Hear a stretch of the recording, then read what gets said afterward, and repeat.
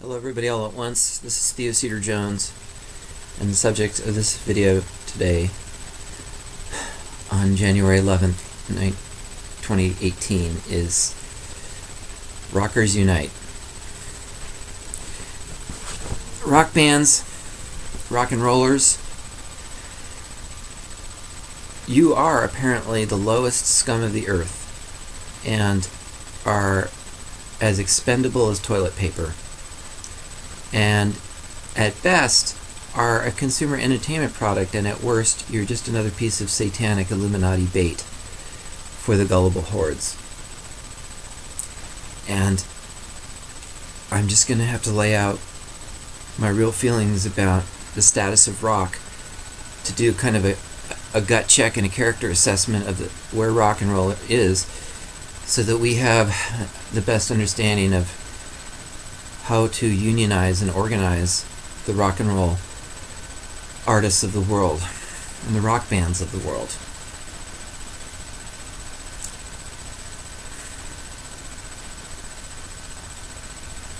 Basically, the very best and brightest of rock, in many cases, have been a blood sacrifice to the Illuminati. And right now I'm thinking Amy Winehouse, Jimi Hendrix, John Lennon, Bob Marley, Michael Jackson, Prince, Kurt Cobain, Jeff Buckley. And I could go on, but the result has been that rock has been decapitated of its spiritual leadership. And phonies, fakes, and pretenders have run into the gap. Because the abhorrent vacuum inside rock and roll is the death of John Lennon, the death of Bob Marley, the death of D. Boone, and the death of Kurt Cobain have eviscerated the truth component and left fakes, phonies, and poseurs like Bob Dylan and Bono to carry the torch for apparent human rights and positive visionary values for the human race of some kind.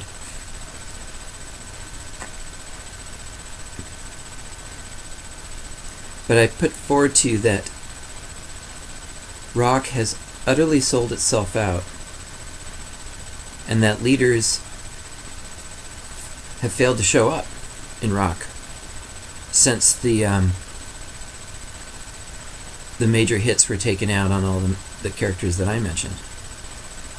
The only people left that seem to have any possibility of integrity, and of course everybody who's had visibility in the entertainment industry in the last 50 years is suspect of being either a direct participant in satanic pedophilia and blood sacrifice, or offering tacit consent to those activities through their knowledge of them.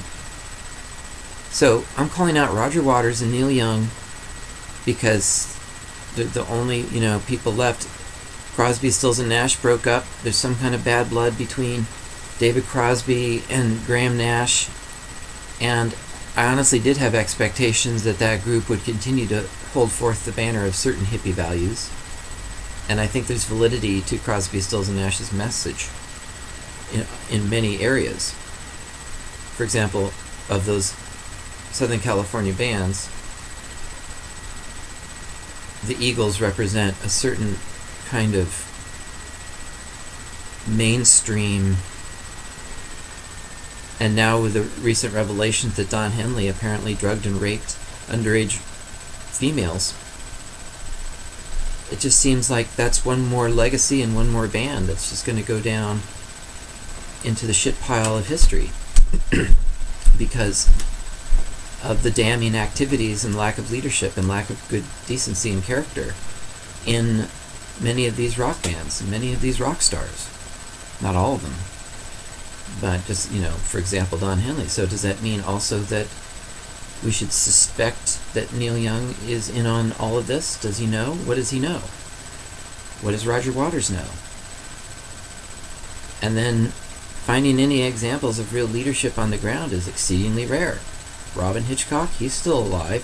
He never got famous in America particularly, and he maybe didn't get famous enough to present a target for the Illuminati to exploit, but nobody has come forth within rock to call out the Illuminati. Nobody has come forth within rock to call out the specific negative actors within the entertainment industry. Clive Davis, Leora Cohen, Harvey Weinstein. The rot and the evil is staggering. And it's completely obliterated almost entirely the legacy and the values of rock and roll, which were supposed to speak truth to power and give youth an avenue of not merely self-expression, but of existence.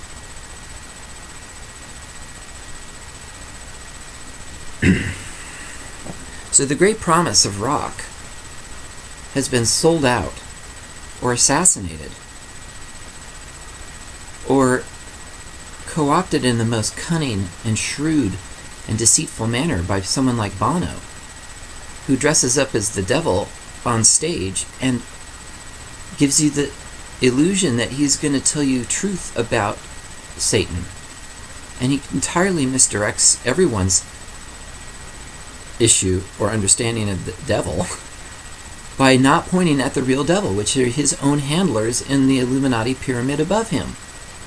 The banksters and the big pharma elites that he helps to build big profits on AIDS drugs in Africa. Bono is the most sick and disgusting example of corruption.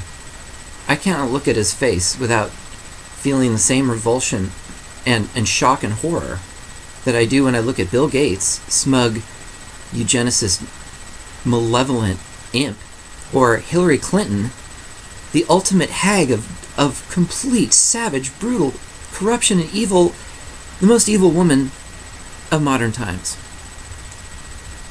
And these are the people that Bono is most comfortable with, hobnobs with the global elite like it's the air that he breathes. And he apparently feels that rock and roll's merely a niche market that is too confining for a great global rock star such as himself, and therefore he would kiss ass and sell out his band and the rest of our devotion to U2 so that he could get access to that global market. And it failed miserably. His allegiance with Apple Computer failed. They are less relevant than they've ever been. And in America, U2 is just going to be running on fumes of their old fan base because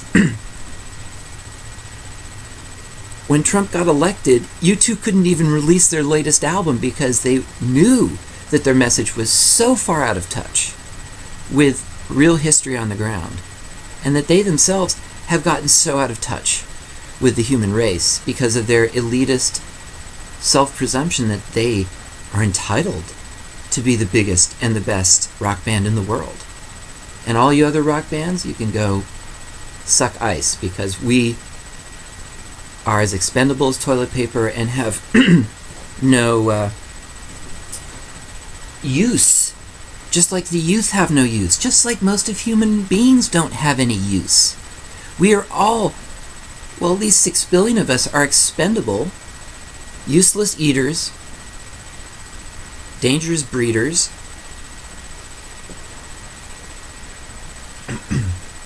so rock is just one more thing to get thrown away by the globalists in their blood sacrifice of the majority of the human race. So this is what rock is up against. And these are the pressures that have induced virtually all rock stars to either die or sell out. Who can you trust in rock at this point? We don't know.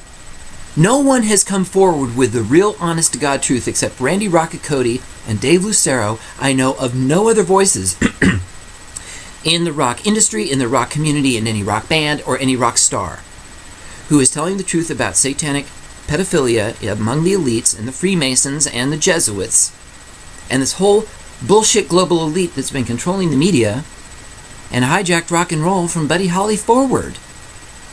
Buddy Holly, why did he die in a plane crash in a shaky-ass plane in the wintertime trying to earn a buck? Because him and his wife were starving in Manhattan, because we starve our rock stars. We starve our glorious geniuses.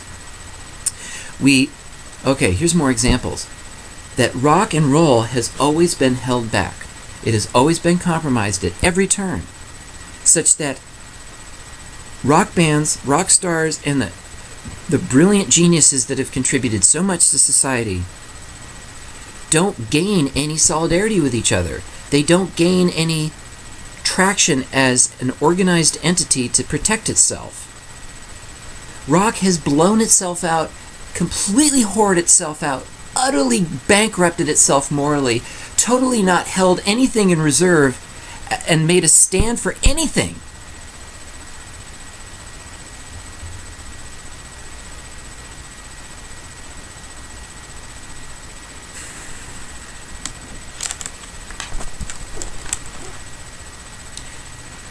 Rock can't have its sovereignty. Rock bands, rock stars are never allowed to have durability, sustainability, and fundamental sovereignty. Case in point, the biggest, best rock band in history, the Beatles, didn't own their own copyrights of their songs. They didn't own the master recordings of their songs. Somebody else ended up owning it, and then Michael Jackson ended up owning it, and then Michael Jackson ended up getting offed. So, Michael Jackson was worth more dead than alive at a certain point for his handlers. And Michael Jackson and Prince started to get too uncomfortably close to the truth. You know that Michael and Prince are blazing with the truth of God, and they could not be contained or controlled at some point by their handlers. And it's just another case in point. How can rock maintain its sovereignty if you're randomly assassinated, have your assets seized, your songwriting, publishing, and copyrights aren't your own, or it could randomly be taken from you? If the Beatles can't control their own copyrights of their songs, who can? It was the Beatles that should have been strong and set an example of how to beat back this whole negative industry. But thank God John did whatever he did to survive another 10 years after the breakup of the Beatles, because his best work was with Yoko, with A Bed In For Peace, and with Plastic Ono Band, the album, and Imagine the Song. So thank God for those 10 years that John Lennon got, because that was real leadership. And D. Boone and the Minutemen, that was real leadership.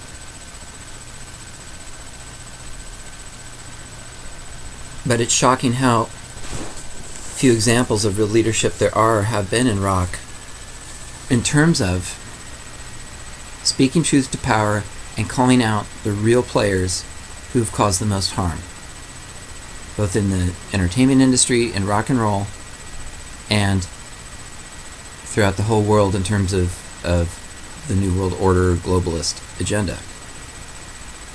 What could be more relevant for rock and rollers than to talk about this great issue of our time, that the deep state is being deep sixed? Where's rock and roll when this great historic movement is happening? When patriots are reawakening? You may not like Trump, but I like what he's doing to the deep state, and I like a lot of his followers because they're patriots. They care. They're showing up. And they're not to be dismissed.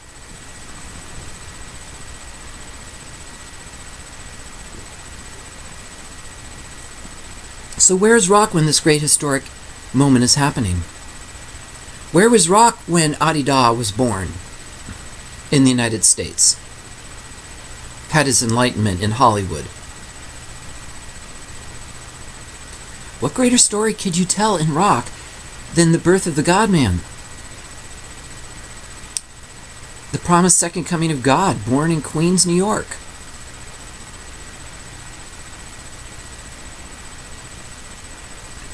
But I can point out all these instances in the history of rock where the powers that were systematically undermine the essential sovereignty of rock bands and rock stars. Case in point, Big Brother and the Holding Company and Janis Joplin. Their live album, Cheap Thrills, in my opinion, it's just personally for me one of the greatest rock albums ever made. It showcased this West Coast sensibility that women could rock in a rock band and be the star. Women and men could collaborate together as equals and as songwriters in a band. And they could sing vocal harmonies together live on stage and literally blend the male and female together in this hard rock, exquisite context. Now that's very powerful, and I've said in other videos that rock and roll was so powerful that it constituted a substitute for religion and the military-industrial complex. And that's why it's so threatening. One of the reasons. But they had to split Janis up from Big Brother and have her go on some bogus, look-at-me, female star career thing that ended up being more superficial and meaningless than what she was doing before. Not as artistically groundbreaking, not as sociologically groundbreaking. She was tamed. She allowed herself to be contained. She should have stuck with her band.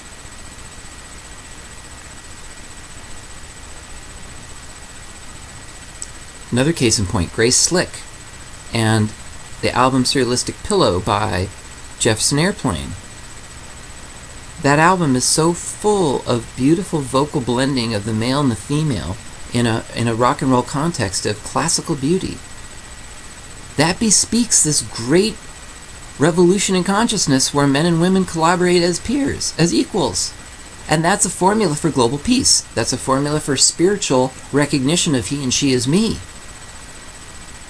But that had to be crushed. Look at how Jefferson Airplane became Jefferson Starship, and then it became Starship.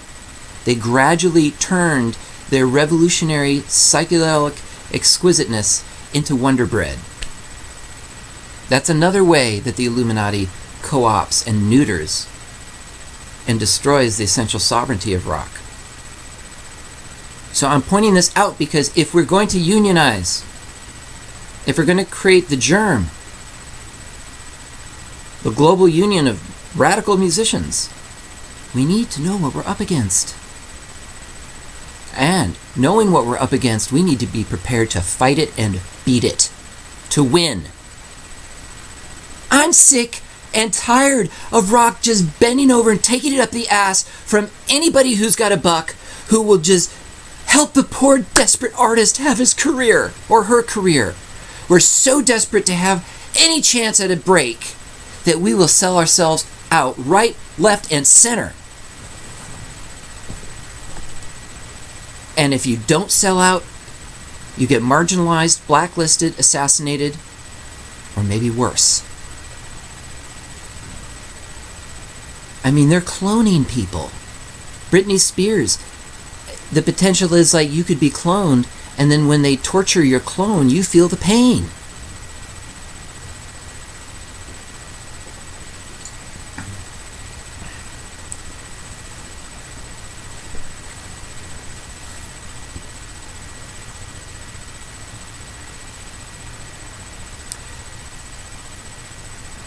The entire rat race, the wage slavery matrix farce, is especially toxic. It is anathema to the artist. It is utterly toxic to the sensibility that sustains rock and roll. The marketplace is no place for rock. In some sense, letting rock just waste away in the marketplace with no protection, no sacredness, no public financing, no tax dollars or foundations or grants to support rock bands. They are uninsulated in the marketplace, completely left up to the sharks, or just completely left to be ignored.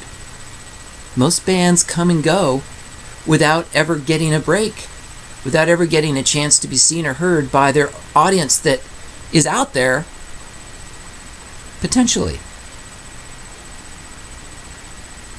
That is the death culture at work. You take the most precious blossom of your cultural beauty, the highest, exquisite, extraordinary, impossible achievement in the arts and music and culture, and God and religion and spirituality, because rock has it all, has all those things. You take all of that beauty that rock has created, all the contributions to society economically, culturally, in every positive sense, the good feeling that rock has generated in the universe, okay? Just good human feeling. That is exactly what the Illuminati and the Freemasons and the fuck pigs in the Vatican and the Jesuits love to sacrifice. Either they want to sequester it and hoard it for themselves, or rape it in the dark, or sacrifice it on the altar in blood, because they love to destroy what is beautiful and they can't stand God. And rock and roll is the beauty of God. It's the highest accomplishment in America. It is other than our system of democracy, our Declaration of Independence, our Constitution, Bill of Rights, and our traditions of due process and our institutions of democracy, all these things that are valid and are going to be useful into the future. Those are great. America did it first in modern times. We deserve credit for really sticking our necks out for the democratic experiment. And a whole host of liberatory social experiments that America just seems to be a breeding ground for new ideas, new consciousness. Yay, America, right? And rock and roll is the epitome accomplishment, the epitome accomplishment in American history. Aside from all those other lovely but somewhat dry, a little bit dry. I love democracy, I love all those things, but they don't necessarily get me shouting in ecstasy every weekend at the rock show. Dancing and frottage and sweat and blood and love and tears and laughter and ecstasy. Now, I don't get that from my Constitution as much as I love it. I love my Constitution. I love my democracy. I love my republic, restored to its true and honest and original form. But really, all of that beautiful structure of freedom of democracy was just put in place so people could create rock and roll, could have the freedom, the incredible chance in a million to take electricity, put it with acoustic instruments, and take a creative cooperative community band sociological format and spring it on the world with men and women in equality. You know that's onto something good. Why all this good feeling in rock music? Why does rock music beget hip-hop and rap, and ultimately it's going to reclaim, re-embrace, reincorporate hip-hop and rap so that hip-hop and rap artists are expected to learn how to play instruments and sing on key without auto-tune? If you can't sing on key without auto-tune, go back home and practice until you can.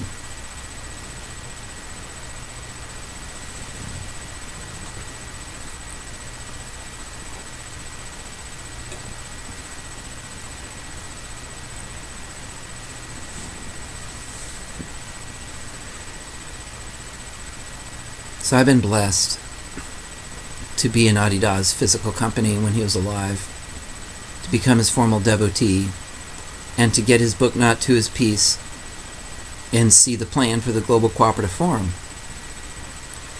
And now I've been blessed to be in the company of Santosha Tantra, his female incarnation, if you like, and the first 7-stage realizer in his company. She's a remarkable person. And she has said the firm is established. The firm is the Free Union of Renunciate Messengers, which is the aggregation in cooperation of all the renunciates of the world, regardless of where they come from. And now I personally feel like, since the firm is established, that the germ can now be established. The Global Union of Radical Musicians. I call it forth out of great personal need, out of a level of frustration, exasperation, post-traumatic stress dealing with rock and roll that it doesn't debilitate me now, but it does a little bit when I'm trying to go get gigs and I'm still crawling and begging after 33 years.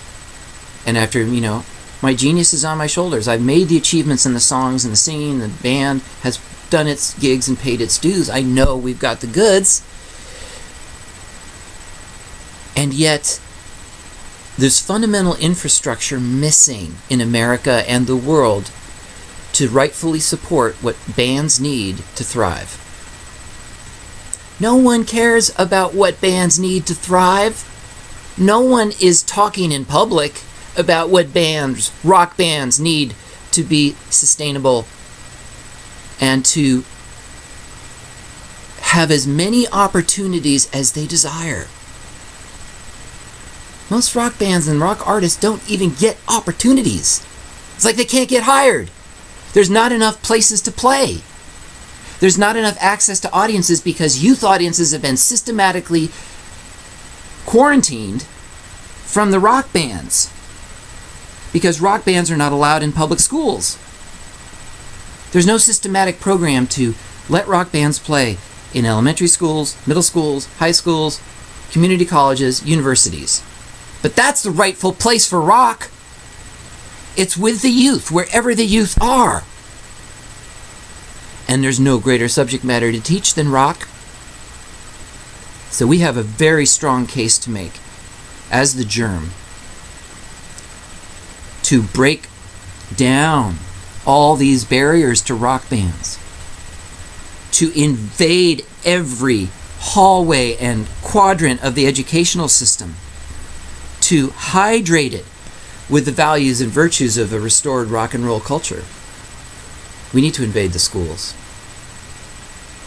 We need to be rock and roll Vikings and plunder and destroy these barriers to rock's penetration of the education system. And then we need to finance independent, cooperative, nonprofit record labels, all ages clubs, radio stations, and weekly live music press in every city in the United States. We need friendly, eco-friendly, humane transit systems developed exclusively for use of rock bands.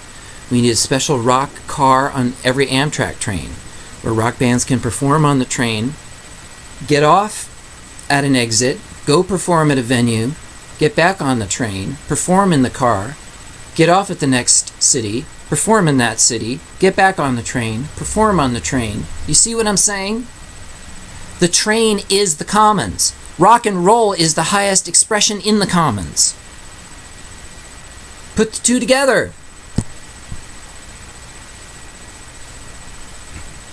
And then we'll use the Amtrak system as the backbone for an all-ages live rock and roll music infrastructure, such that for every 10,000 people in the population of a city, there has to be one college-level, totally user-friendly, family-friendly, all-ages rock club.